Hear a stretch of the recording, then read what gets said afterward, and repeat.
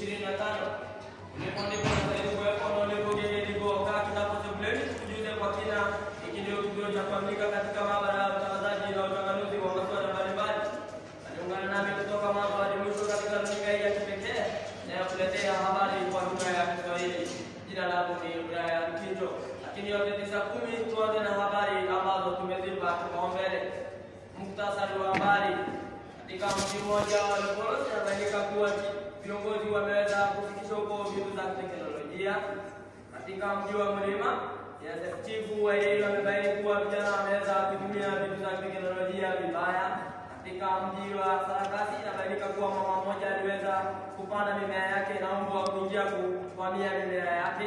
Katika mji wa Maroko inabainika kuwa Biblia ziliweza kugongana na kuana na kusababisha na maafa. Tuanze na habari ambazo tumezipa kipaumbele.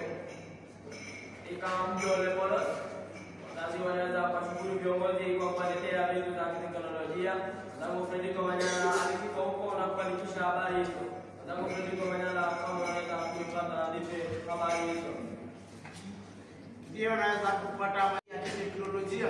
Vitu hivyo ni kama vile kuweka nguvu za umeme, kuleta tarakilishi na zinginezo mengi. Pia wazazi wameweza kufurahi maana hapo awali hawakuwa nayo, na ndio maana wako na sherehe kubwa mji wa Oleporo.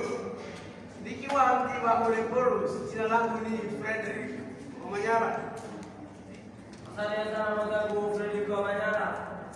Habari zilizoendelea katika mji wa Mlima hapo chifu ameweza kubaini vijana wanaweza kutumia vitu za teknolojia vibaya. Na Philip Mapai alifika huko na kufanikisha habari hizo.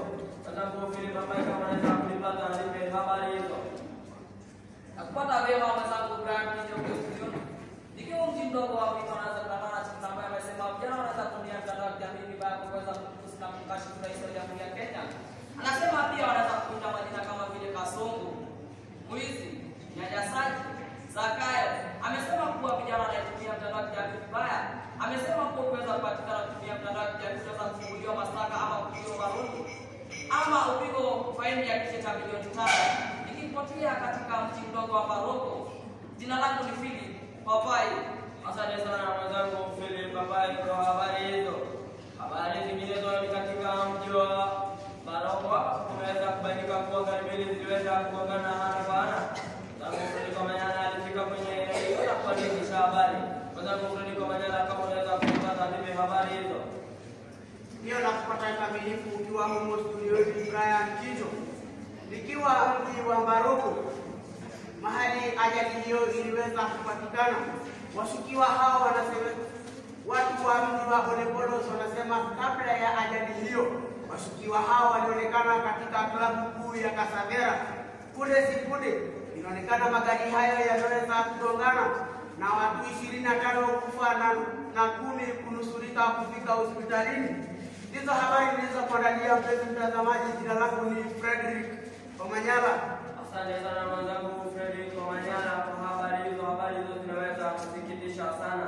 Elekea habari zilizoendelea katika kijiji cha Sarakasi ambapo mama mmoja aliweza kupanda mahindi na jirani kufungulia huko zake na kuharibu mahindi zake. Zangu Philip Papai alifika huko na kuandikisha habari hizo. Zangu Philip Papai kama unaweza kulipata ile habari hizo kutoka mji huo. Akupata mwenzangu Brian Kijo. Nikiwa mji mdogo wa Sarakasi na bainika kuwa kuna mama mmoja na ambaye ameweza kupanda mahindi na mbwa jirani kuja na kuvamia. Alikuwa na matarajio kwamba ataweza kuuza na kulipiwa na watoto wake katika karo ya shule. Ameweza kufikia mwanzo hiyo ndio ilikuwa tegemeo na msaada wa familia yake. Ameweza kufungua mashtaka. Maafisa wa usalama wameweza kufikia eneo hilo kwa uchunguzi zaidi na kutafuta mbwa hao. Nikipotea katika mji wa Sarakasi na kurudishia kwa studioni Brian Kijo. Msalaka mpenzi mtazamaji.